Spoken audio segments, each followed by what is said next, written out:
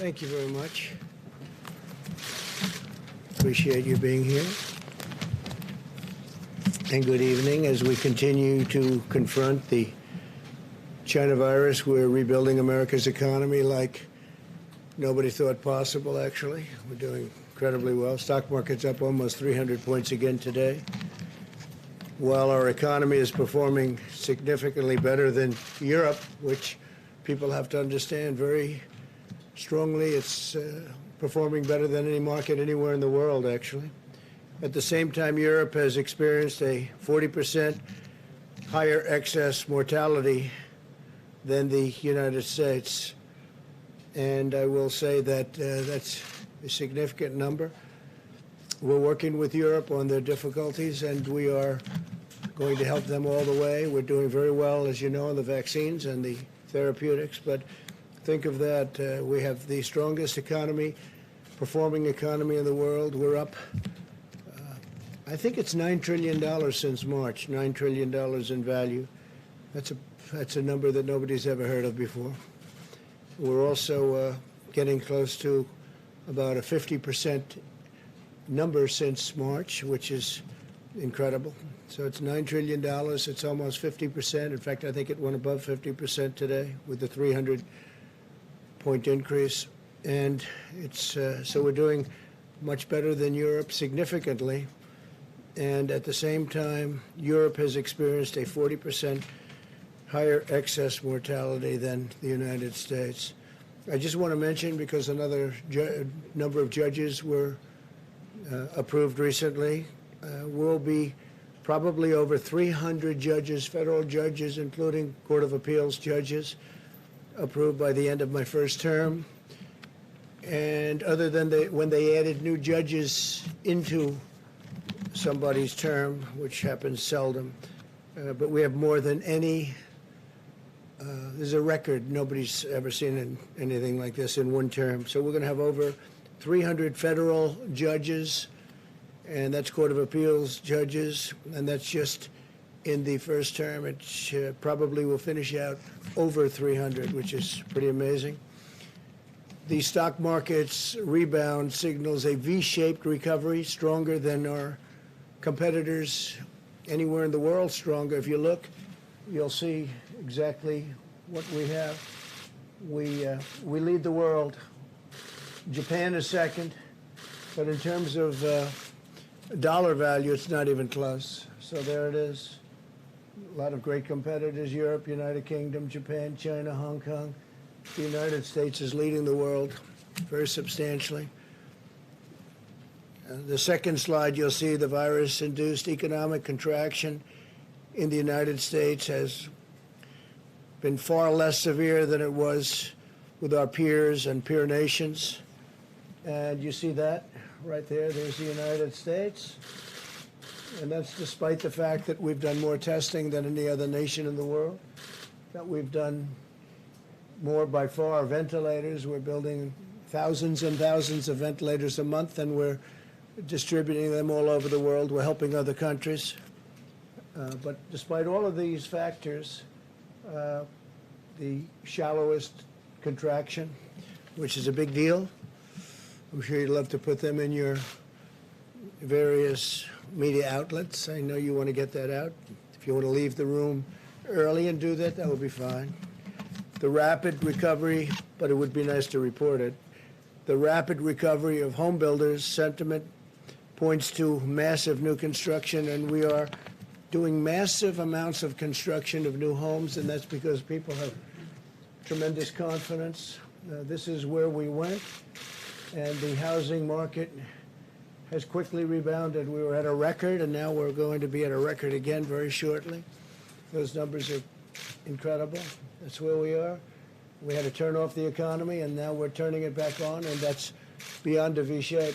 This is going to be very strong. It's called a strong V. Automobile demand has increased 65% over the last 3 months, 65% automobile demand. And we're anticipating that that's going to go up even further, but that's more than anybody else.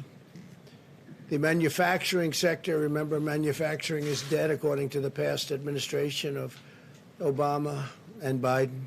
Manufacturing is dead. You need a magic wand. Well, you don't need a magic wand. You need competence and capability. The manufacturing sector is booming, and the production index is at the highest reading since October of 18, which was an extraordinary period of time. And there we are. That's pretty good. These are numbers that nobody has seen until just recently, and now they're just coming out. These are numbers that are leading, I guess, stock market people. They're very smart people. I know many of them, and they're seeing things that they don't even believe. So the manufacturing sector is booming, and the production index is at its highest reading in a long, long time. The economy generated over 9 million jobs in the last 3 years, a record by far, and 12 million more jobs than experts predicted. So there you are. You look at that, and that's a record, and it's a record for the quarter. We had over 9 million, substantially more than 9 million jobs. So those are incredible numbers about our economy and how it's coming back. It's coming back very strongly. It's coming back at a level that's far greater than anybody anticipated. And we're very proud of that. And I give a lot of credit to all of our people, Steve and Larry. And we'll be talking about it if you have any questions on it. I shouldn't have any questions. I didn't print those charts.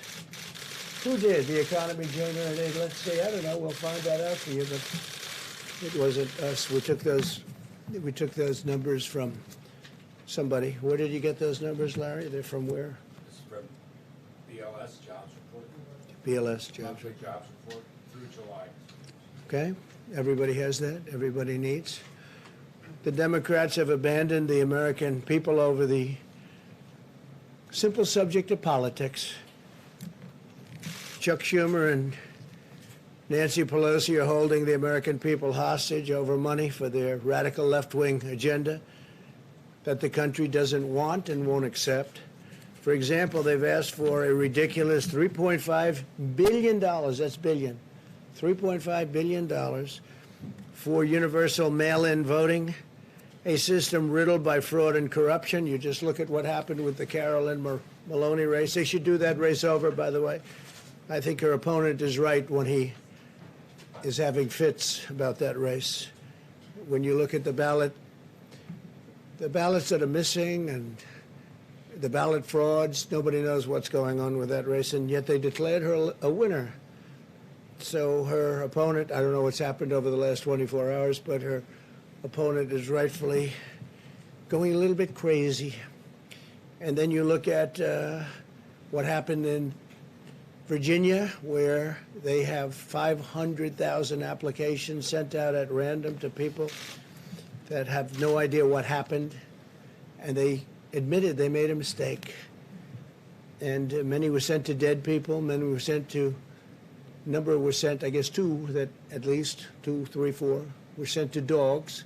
One was sent to a cat. They're sent all over the place. That was in Virginia and Paterson, New Jersey. They had a massive amount of voter fraud, and it's been a disaster. Paterson, New Jersey, has been a total disaster. That's universal mail-in voting. So they want $3.5 billion for universal mail-in voting for the country, where you have hundreds of millions of voters. They can't do a little race with 20,000 people. Now they want to take it countrywide mail-in voting. It's going to be the greatest fraud in the history of elections. When you always talk about Russia, China, Iran on voting, your biggest problem is going to be with the Democrats, not with China, Russia, and Iran. Your biggest problem is going to be with the Democrats. But now the Democrats, they want $3.5 billion, think of it. But now that they're unwilling to approve a bill that gives all of that money, of course, we would never approve an amount like that. And they also want $25 billion additional for the post office, Steve. $25 billion for the post office, so the post office can handle this vast amount of ballots that are being sent at random all over the place. They have no idea where they're going. So they want 25 billion, and they want, think of this, they want 3.5 billion. Would you say that's enough to cover it? I think we could do it for less, right? I think we could do it for less. But they want 25 billion for the post office because of this. And remember, the new man who's a great person, a great businessman, just got there a little while ago. The post office has been run poorly for many, many decades.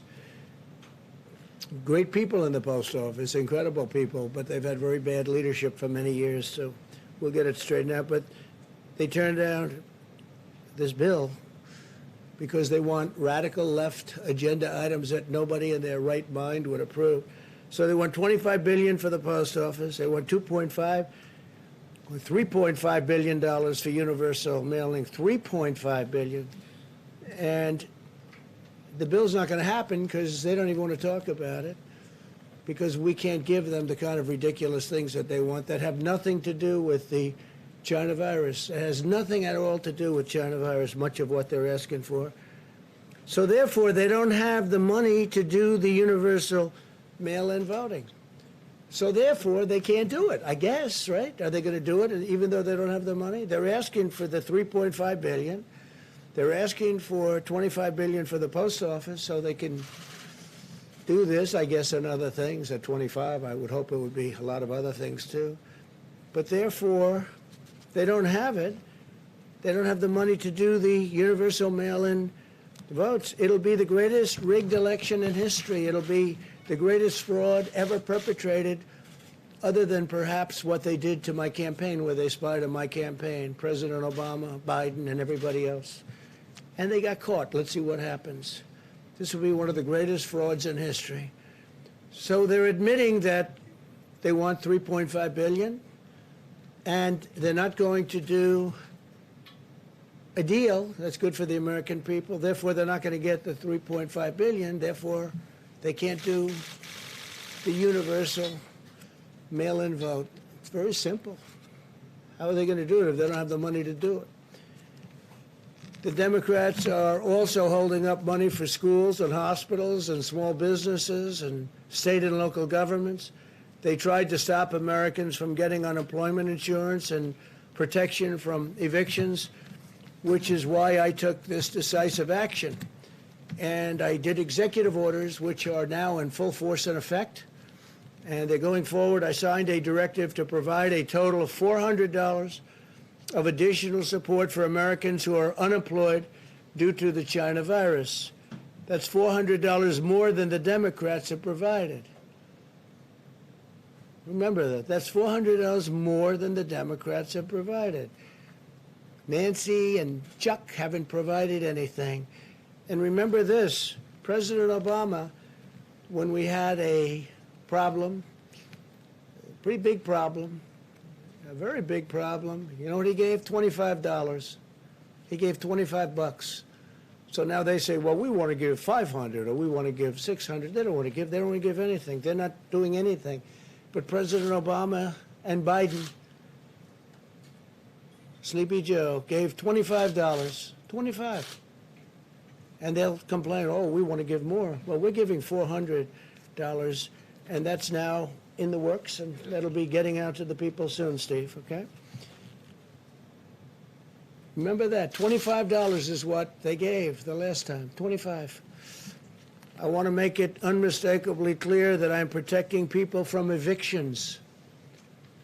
They didn't want to do that. The Democrats didn't want to do a protection from evictions, people getting evicted because of the coronavirus or the China virus, whatever you want to call it. We have 20, now we're up to 21 different names. All we know is it came out of China and it shouldn't have. They should have stopped it.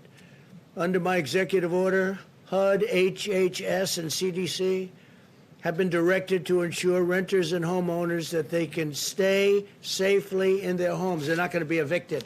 They are not going to be evicted. And those letters have already been sent out, Steve, so you'll make sure of that. I'm providing a payroll tax holiday to all Americans earning less than $100,000 per year, meaning bigger paychecks for working families through the end of 2020. That's a tremendous amount of money that's being supplied and given to families. Tremendous.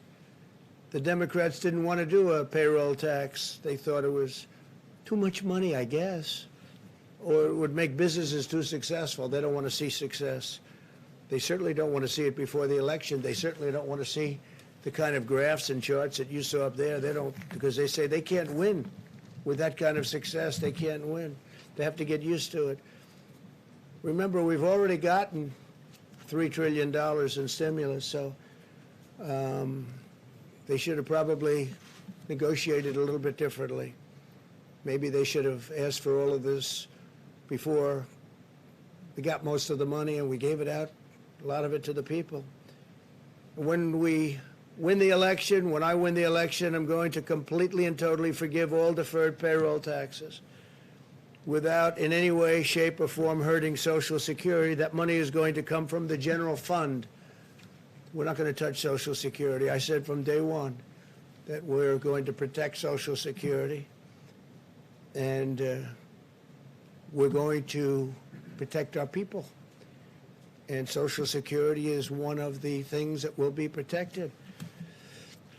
Pre-existing conditions will be protected. Medicare will be protected. But Social Security will be totally protected under me. Under them, it will not be protected because we will have a stock market crash, the likes of which you've never seen. Your taxes will be doubled and tripled, and your regulations will go through the roof, which is what was causing the problems with the country in the first place. Student loans, I signed a directive providing relief to student borrowers. Not their fault that they can't go to college. I will be deferring payments on student loans at zero interest until further notice. So we're going to take care of our students. Got a lot of great students out there, and they got hit like everybody else. So I will be deferring payments on student loans at zero interest until further notice. And on the payroll tax, we'll be terminating the payroll tax after I hopefully get elected. We'll be terminating the payroll tax, so that will mean anywhere from $5,000 to even more per family, and also great for businesses and great for jobs. A lot of people will be very happy to hear that. A lot of the great, certainly conservative economists will be great to have. They think that's the greatest thing we can do. That's better than the payments. That's better than anything else. But it's a lot of money, and it's going right directly to the people, and it goes there very easily. But it also creates stronger companies to employ the people. So we will be, on the assumption I win, we are going to be terminating the payroll tax after the beginning of the new year. Today I met with parents, students, teachers, and health experts to discuss the vital importance of safety and safely reopening America's schools. This evening I'll outline the common sense recommendations that should guide schools as they reopen. With precautions, we want to be very, very safe and very careful, so precautions in place. Our strategy to safely reopen schools mirrors our approach nationwide as we race toward the competition and the completion. We're competing with others, but I'm not competing with anyone. We just want to have a vaccine. We're dealing with other countries, and we want them to do well. We're giving them whatever information they need. We're all working toward something that will happen before the end of the year, maybe substantially before, but before the end of the year. And therapeutics will happen likewise even sooner. But we're looking for that responsible path forward to shelter those at highest risk while allowing those at lower risk to resume work and school and play football. Go play football. I spoke to some of the great football players, college players, Trevor, and a lot of great players called Coach O. A lot of fantastic people I got to speak to, athletes, leaders, They want to play football. Let them play. Let them play. And they feel safer on the field than they do walking around and doing nothing. So hopefully that will happen. And hopefully when they play football, they will proudly stand for the national anthem, and they will proudly stand and respect the American flag. Or at least I'm not watching. I can't speak for others, but based on what I see now and based on what I'm looking at with respect to the NBA at this point, a lot of people agree with me. So we want people, we would like to request people, you stand proudly for the flag and for the national anthem. In the months since the virus arrived, we've learned a great deal. While this is a dangerous and highly infectious disease, it primarily affects the oldest segment of our population or those with chronic health issues. The United States has the largest nursing home and assisted living home population in the Western world by far. Nearly half of all of the deaths from the China virus in the United States have occurred in nursing homes and long-term care facilities. The median age of those who succumbed to the virus is 78 years old. These findings underscore that all Americans must continue to apply extreme vigilance in protecting our elderly population and those with chronic conditions. Outcomes are very different for younger Americans without serious health issues, tremendously different. They can often expect mild or moderate symptoms or even no symptoms whatsoever. They have very strong immune systems. We've learned even more so than we ever thought. In a typical year, approximately 5 times as many Americans under the age of 65 die from heart disease as have so far been lost to the coronavirus from the same age group. That's an interesting statistic. Blessedly, children appear to face the lowest risk of all.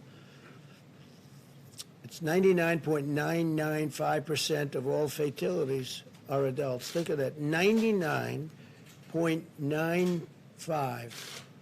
That is extremely close to 100% of all fatalities are adults. Children often have only mild symptoms, and medical complications are incredibly rare, very, very, very rare.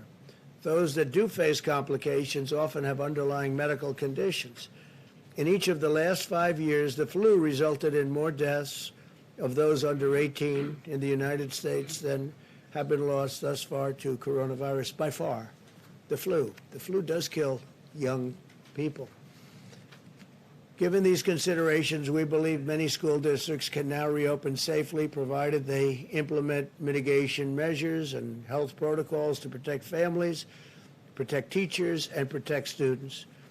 All families should be empowered to make the decision that is right for their own circumstances.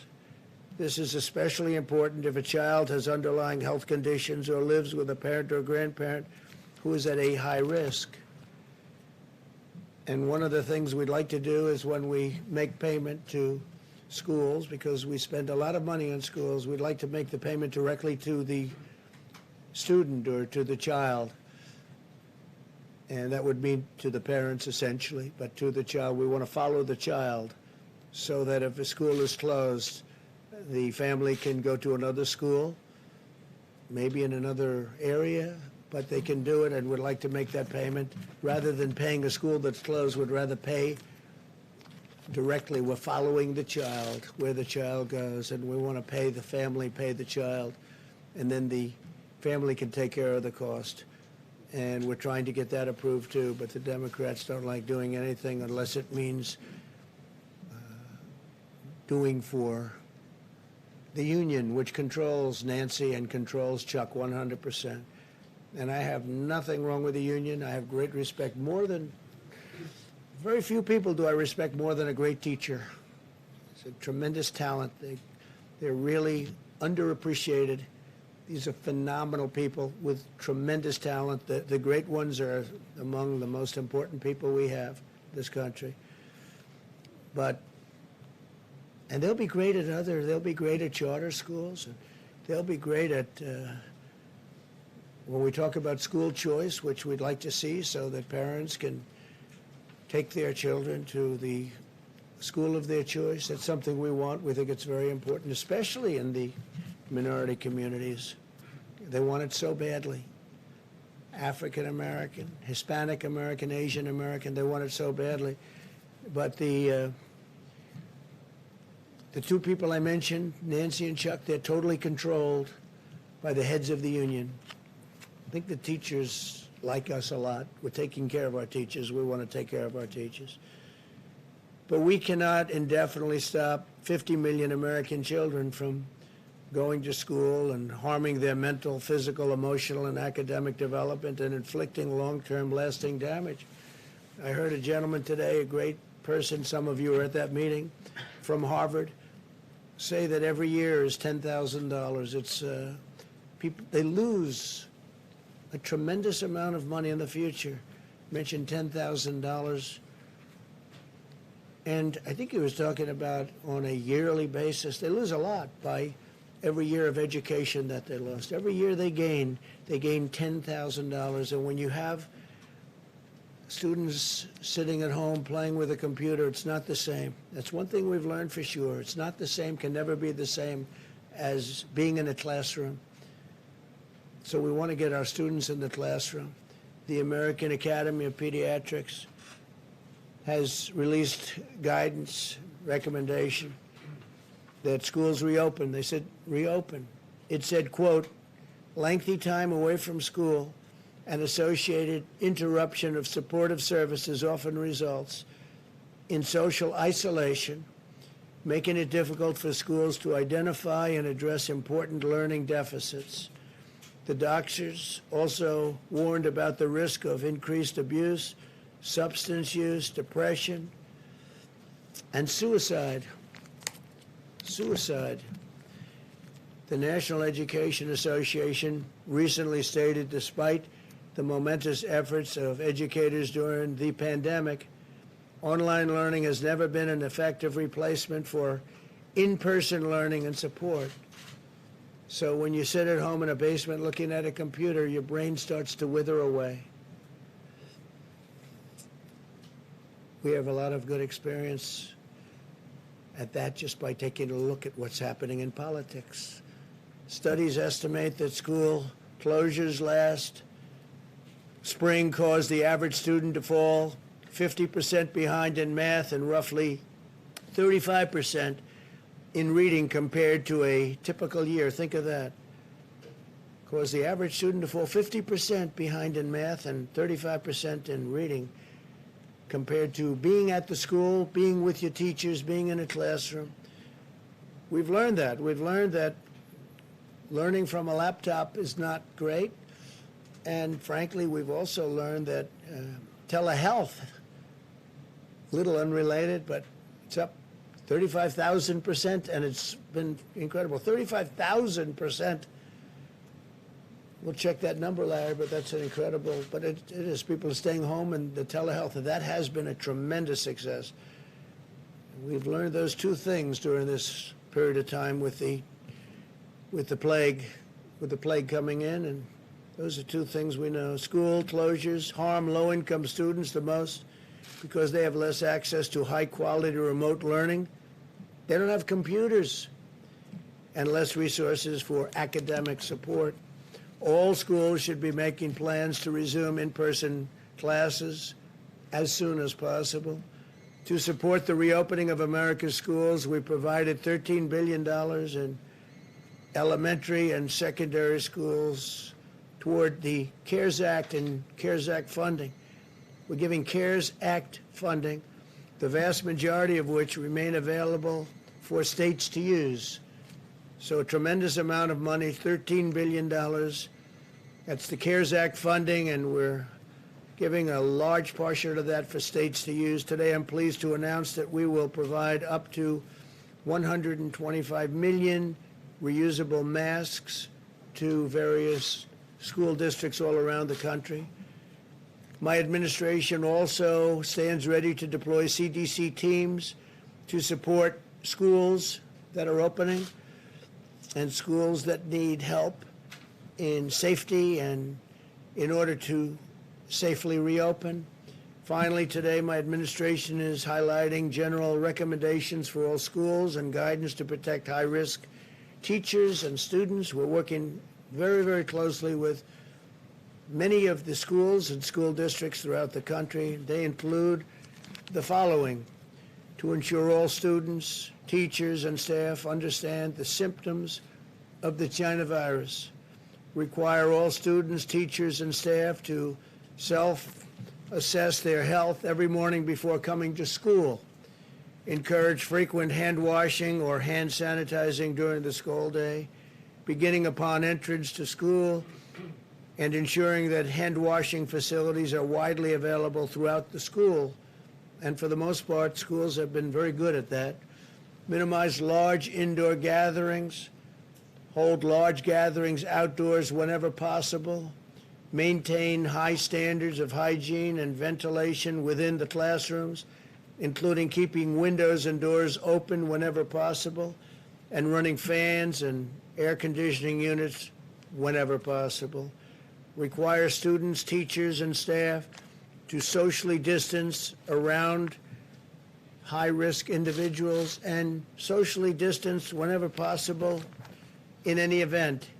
Encourage the use of masks when social distancing is not possible. Post instructions regarding hygiene and social distancing all over the school and all around the school. We encourage schools to adopt these measures. We've been working with so many of them, and to the best of my knowledge, virtually every one of them agrees to do that. While we're also providing high-risk teachers and students options to engage in distance teaching or learning. We're working on that also. College-age students also continue to be one of the lowest risk demographics. More than 99.8% of the deaths from this horrible disease, the invisible enemy, we call it, occur in people over 24 years of age. Think of that, 99.8% occur in people over 24 years of age. For this reason, it could be safer for them to live at a school rather than live with their older parents or grandparents. We got to go to school. We got to open up. We got to open up our schools and open up our businesses. And a lot of it has been open, but we can do better. As we move forward, the number of cases is not by any means the most important metric to focus on, because the fact is we have more cases because we have far more testing than any country in the world. There's no country that's even close.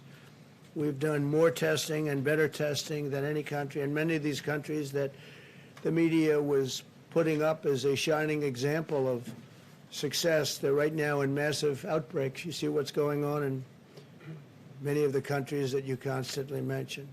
Far more important is who the virus is infecting.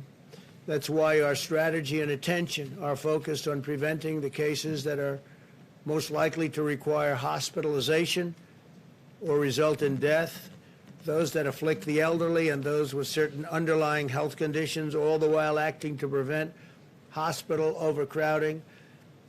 If you look at some of the states that had a flare-up recently, they're all doing very well. Florida is going down rapidly. I want to give a lot of credit to the governors. Florida is going down, and Arizona is going down, way down. They've done a fantastic job. California, as you know, is going down. And many other locations, it's doing very well. And many locations are really in fantastic shape, some with very little, if any, problem. Large portions of the United States. Those advocating for a never-ending blanket nationwide lockdown have no answer for what it would do to the mental, physical, and social health of millions of American children and people.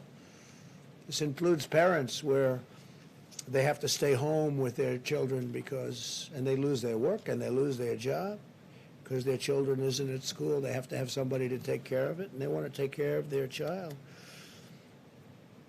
They don't trust people. A society must put the health and safety of our children first.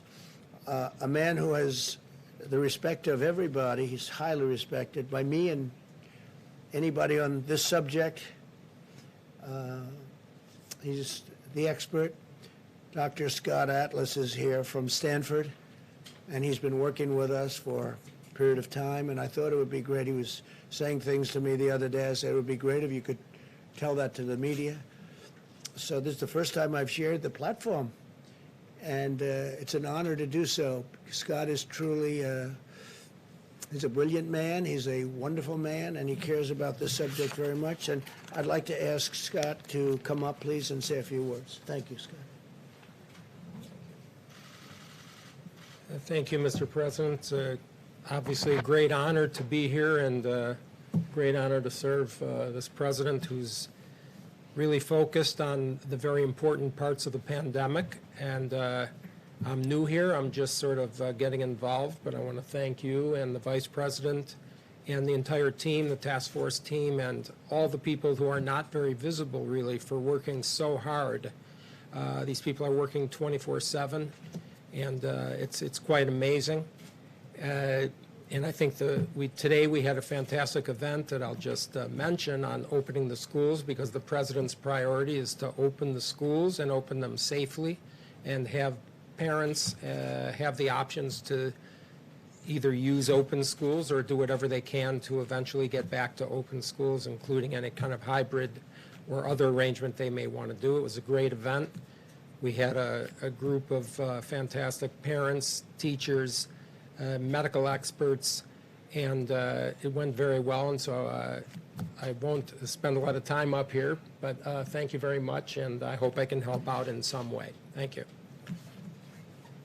Steve, thank you. You mentioned the executive orders that you signed. Are we now unlikely to see any more stimulus legislation before the election? Well, we're giving $400, and we are in constant touch with governors also, who they'll be making perhaps a contribution. They have options. They can do it or they don't have to do it. I think most of them will do it. We're also doing a payroll tax cut, which is a massive number. That's a very big number. And that's a number that's bigger than any of the numbers we talked about. And the beauty of that is it really incentivizes companies, and because it's both a company cut and a employee cut, so that really very much incentivizes people to go back to work and work hard, and the company to hire people back. And we've had some of the great economic minds saying that's the most important cut. That would be the best cut you could do. We couldn't get the Democrats to even think about agreeing to it.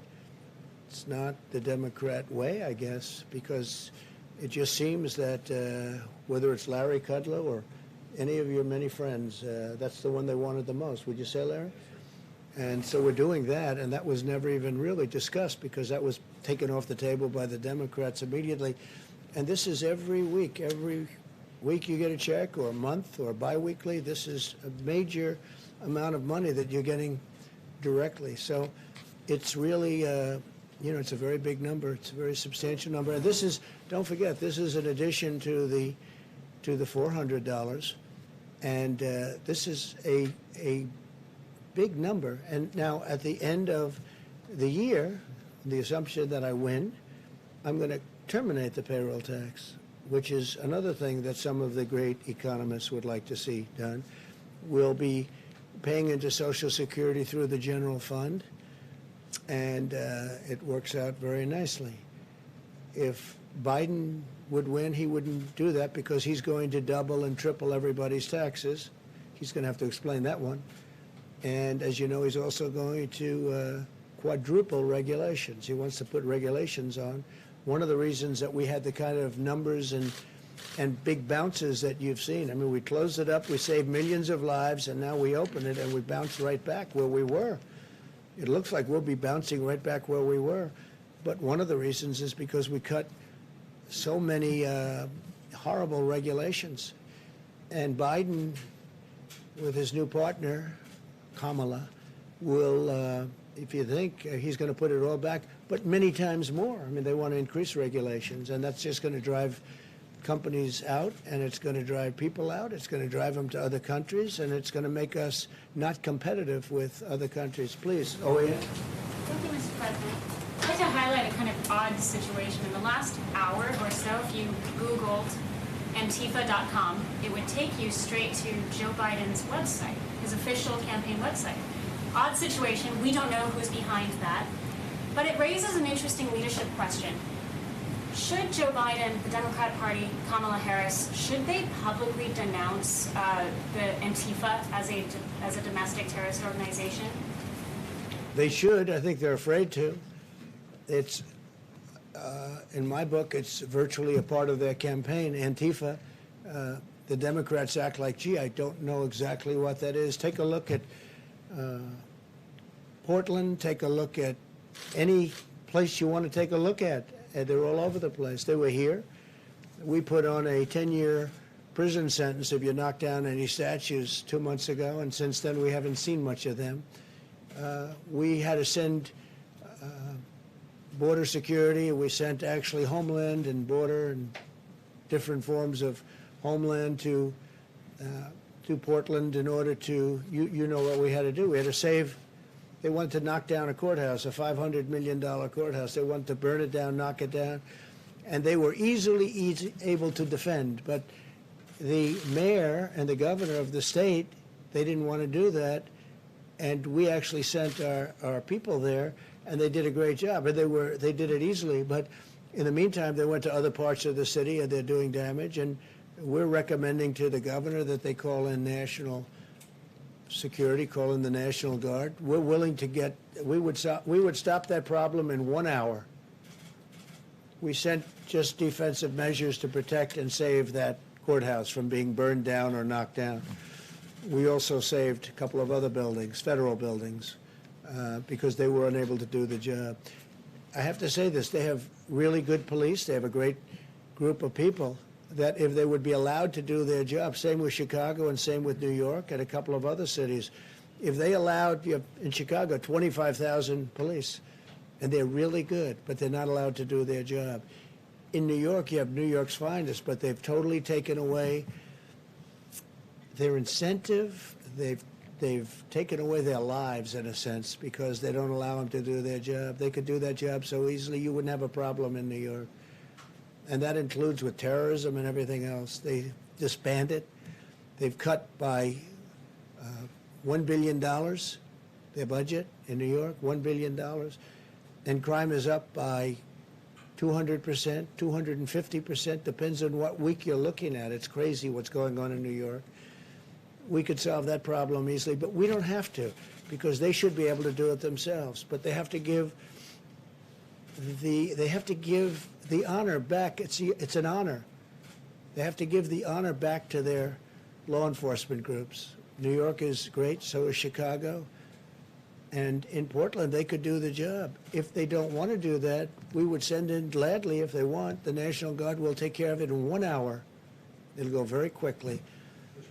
As we did, by the way, if you take a look in Minneapolis, when they were burning down Minneapolis, a wonderful place, but nobody's ever seen anything like it. After days, the very liberal, and these are all run by liberal Democrats. Every place I talk about is run because we have great cities, and they're run by Republicans. Okay, it's there's no magic to it. It's obvious what's going on, and the cities that I mentioned are all run by liberal, very liberal Democrats, and it's very sad when you see what's happening to New York. It's very sad when you see what's happening to other cities, not just those three, other cities.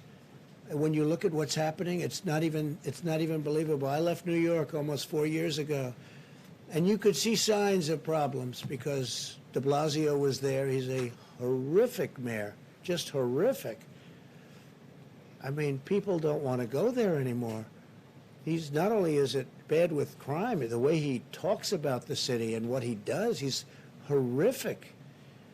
And when I see that, it's a very sad thing. I left almost 4 years ago, right? And when I look and see what's happening to a city that I love, that still has great potential, but it's going to have to be brought back, because what happened in New York is it's not even believable. What's happening in Chicago, where one weekend you had 78 people shot and 18 die in a weekend, and then successive weekends you have so much of that happening, and it's really not even believable. And if you let Democrats run this country, and we've stopped it from going other places, if you let Democrats run this country, you'll have all of your cities be just like that. Thank you, Mr. President. The heads of the Boston and Dallas Fed today said that the economy hasn't recovered strong enough because the country hasn't contained the virus. So what's your response to them, and what did that argue for a stronger federal response? Well, look, you just saw it. Other countries were doing much better than all other major countries, peer countries. This chart came out just a little while ago. I thought I'd say, see, it's that kind of a question, the wise guy question, because I just went over the whole thing. We're doing better than almost everyone with the economy, and I think we face a headwind because Democrats, perhaps for political reasons, don't want to open up their states, and that's having a huge toll. That's taking a huge toll on people within those states. When you look at North Carolina, you have a man doesn't want to open it up. You look at Michigan, you look at some states. I mean, they just want to keep these people in their houses, in their prisons. They call them prisons, and I think a lot of it's for political reasons, because they want to look as bad as possible on November 3rd. But I don't think it's going to matter, because we're doing so well in so many ways. As far as the plague is concerned, when you look at the numbers, take a look at what's going on now with other countries. They're having flare-ups that are very, very substantial. And we've done very well. We're helping a lot of those countries. And those were model countries that you used to talk about and say how well they were doing, except they just exploded. They just had very big flare-ups. You understand that. No, we're doing very well. And I don't have to show you the charts again, but those charts are at a level that nobody even thought possible. I think we're going to have a fantastic third quarter. I think next year will be one of the strongest years we've had. And this is with California being closed down. This is where North Carolina and Michigan and tremendous states, great states, are being closed by, for reasons I think that Scott would tell you disagree with, right? You disagree with. We spent a great amount of time talking about it. We got to open up our country. We understand the disease. We understand who it hits. We have to protect our elderly people, especially our elderly people that are not well. We have to protect them. But we understand it, and we understand it well. We've learned a lot. And we're going to have the vaccine soon, and we're going to have the therapeutic soon. It's going to come out very soon, and we're very proud of the people, the job they've done. Yeah, please, go ahead. Thanks, Mr. President. Joe Biden and Kamala Harris just appeared together in their first campaign event right before you got up on this podium. Can you tell us if you watched their remarks and give us your reaction to them? I didn't watch. I saw just a moment of him speaking, a moment of her speaking, and it was enough. Look, he made a choice. He picked her. I watched her. I watched her poll numbers go boom, boom, boom, down to almost nothing. And she left angry, she left mad. There was nobody more insulting to Biden than she was. She said horrible things about him, including accusations made about him by a woman where she, I guess, believed the woman. And now all of a sudden she's running to be vice president, saying how wonderful he is.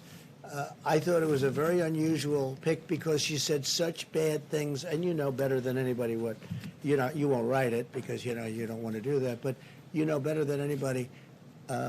She said horrible things about him, horrible things.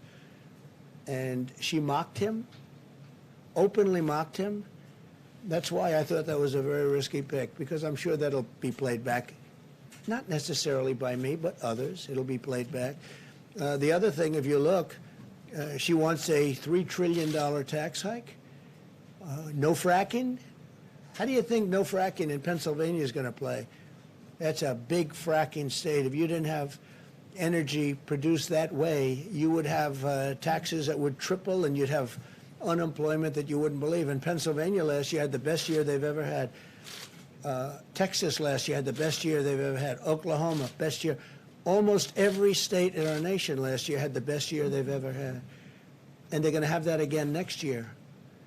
And you can see that by what? But think of it. She wants no fossil fuels. No fossil fuels. Really? Tell that to Texas. And then I hear Trump is only 1 point up in Texas. No, they said the same thing with crooked Hillary Clinton. They said, Texas is in play. Trump is down in Texas. And then I won Texas immediately when they said the polls are closed. Trump has won Texas. And I won by a lot. And I won Georgia by a lot. It's the same thing over. It's almost like a duplication of what happened before. Except we have much more energy now than we ever did in 2016, and we had a lot. We had record amounts in 2016. But you take a look at the tax cuts. We gave the biggest tax cut in the history of our country and the biggest regulation cuts in the history of our country by far, right? He wants to increase everybody's taxes. And she's one of the people that wants that. I mean, you take a look at that. She wants to defund or at least substantially reduce money going to police departments. And you can't do that. You can't do that. It's actually got to be the opposite. I've been endorsed by so many police departments. I'm getting a really good one this week that you'll be seeing. Really big, really good. But who could ever, what police department, what law enforcement group could ever support Joe Biden, where he said things that are so bad and so foolish, frankly so stupid in terms of crime and what would happen. So we're getting all of law enforcement. We're getting the military. She wants to spend much less on our military. I've rebuilt the military. We have the strongest military now. Much of the equipment is coming in, all made in the United States. $2.5 trillion we spent. When I took over, we had a military that was totally, it was in terrible, terrible shape. It was depleted. It was a depleted military. Old planes, old tanks, old everything. And we have a beautiful, brand new military with the best people in the world. We never had anything like it. Some of the equipment is still coming in. No, we've done a real job, and I think we're going to be extremely successful. I was surprised that he picked her, very surprised because of the horrible way she talked about him, and frankly because she dropped like a rock. I didn't. When I ran against 17 people, mostly governors and senators, some others. Ben Carson was very strong, very good. A couple of others, but mostly governors, mostly senators, and I ran. And I went up. She ran and she went down to rock bottom. I don't think she ever got to run her first, to take a vote in the first state. So generally speaking, you don't want to pick somebody that went down. She went down, but she went down in a very terrible way, and she said horrible things about Biden. She said far worse about Biden than I ever did, and now she's running as vice president. So how does that work? Please, in the back. Mr. President, thanks for taking my question.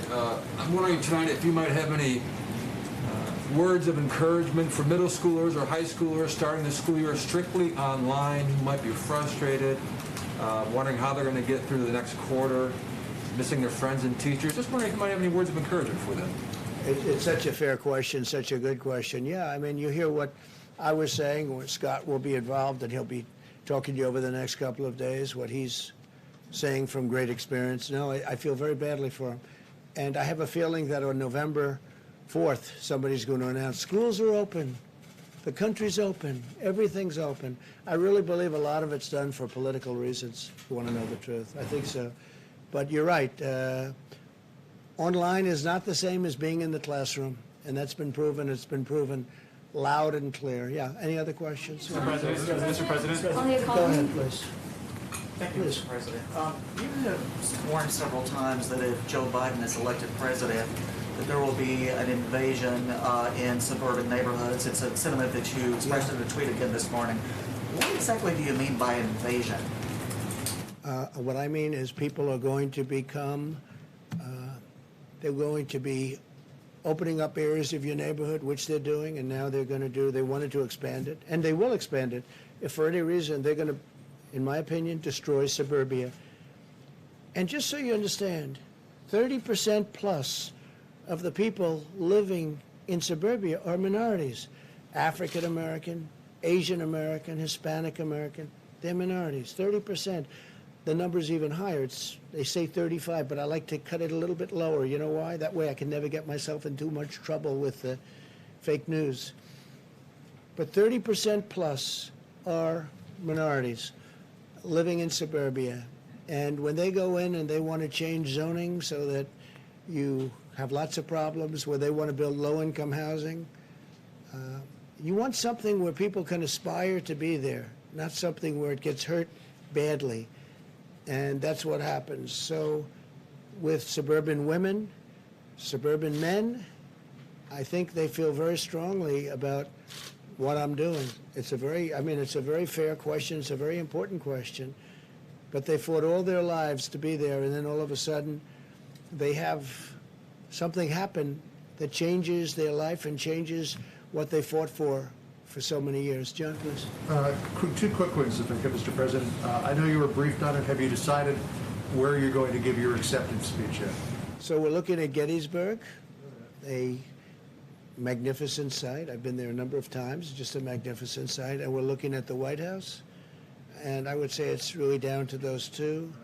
The White House would be much easier from the standpoint of Secret Service and, you know, the movement of hundreds of people, as you know. I would say we love them both. I love Gettysburg, but it's this is simpler. Would be magnificent. The White House is the White House is the White House. Gettysburg is one of the great and historic sites of our country. Frankly, as far as I'm concerned, of the world. So one of those two. I'll probably be announcing it over the next week or so. Maybe. I had a question about payroll taxes. If you permanently rescind the payroll tax, how do you pay for Social Security? We're taking it out of the general fund, and what we'll do, deficits. yeah, what we'll be doing is, if we do that, we'll get it approved, in that case by Congress, and we'll take the money from other places other than, we will not take it from Social Security in any way, shape, or form. How do you fund it from the general fund when the general fund just incurred a debt of $2.8 trillion? You're right, but we're going to have tremendous growth. We have tremendous growth. You take a look at what's happening here. Next year, unless somebody comes in who doesn't know what they're doing and they start raising taxes and forcing everybody to leave the country or leave their jobs and companies to close, we will have tremendous growth. You will see growth like you haven't seen in a long time. Okay. Mr. President, since you didn't see Kamala Harris's remarks today, I wonder if we could just get you to respond to one thing that she said. Sure. She said that your refusal to get testing up and running, I'm paraphrasing, you're flip-flopping on social distancing and masks, and your delusional belief that you know better than the experts, all of that, in her words, a reason that one American dies of COVID-19 every minute. What do you think of that? I think that's probably one of the reasons she was a terrible candidate and was forced to leave the race, because she got her facts wrong. You know, she's very bad on facts. She's very weak on facts. And just so you understand, we've done more testing than any country in the world by far. That includes India, which has 1.5 billion people. That includes China. That includes every country in the world. We've done more testing. We have better testing than any country in the world. They call, they want to know, where do we get it? How do we get it? We have better testing than any country in the world. When you do as much testing as us, however, as you understand, you develop more cases. If you tested on a set of 65 million people, which is what we've done, when you test that many people, you're going to find cases that normally you wouldn't see. If you go to Mexico and you go to other countries, you'll see they do almost no testing. They test if somebody's not feeling well. They test if somebody is symptomatic. They test very little. They test very little. We've done more testing than anybody in the world. We've done the best job of any country in the world, and that includes from making ventilators that nobody else could have done. We are the ventilator king of the world. We're supplying the whole world now in a few short months with ventilators that are very hard to produce, very expensive, very complex, very delicate, very, very important. We've done a great job. And then on top of that, when you look at the numbers, how we were impacted less than these other countries, and now you look at the explosion of countries that you would have said did such a good job, and some of them had advantages over us for obvious reasons having to do with the pandemic. But when you look at the job that we've done compared to others, we've done a great job. And I read today that she's very short on facts. I think she's going to be a big failure, and I look forward to the debate between her and Mike Pence, because I think he'll do even better against her than he did against Senator Kaine, which was a total wipeout. So we'll see how it all works out. All right, one more. Yeah, please. In the back. Mr. President, thank you very much. Me? No, in the back, please. Thank you. Just ask, what do you say to those critics who argue you're trying to sow distrust in democracy and deliberately trying to sabotage the post office to undermining mail-in voting, which a lot of people need? I say the Democrats are sabotaging the post office because they're not approving $25 billion that was requested. So they're sabotaging the post office, and they're not allowing the post office to function properly, and they're certainly not allowing universal mail-in votes when they do that. But equally importantly, they're not allowing $3.5 billion in funds to do voting that they'd like to do. Therefore, all of this and all of the tremendous mistakes that were made with regard to mail-in voting, all of these tremendous mistakes, you can't even do it. I would imagine the courts, this is in many courts right now, they're showing all of the disasters that have taken place just in the last short period of time, in the last 2 months, with respect to universal mail-in voting. It's just like a total catastrophe what's happening, and we can't let that happen. Go ahead, real fast. Mr. President, I'm Sure, go ahead.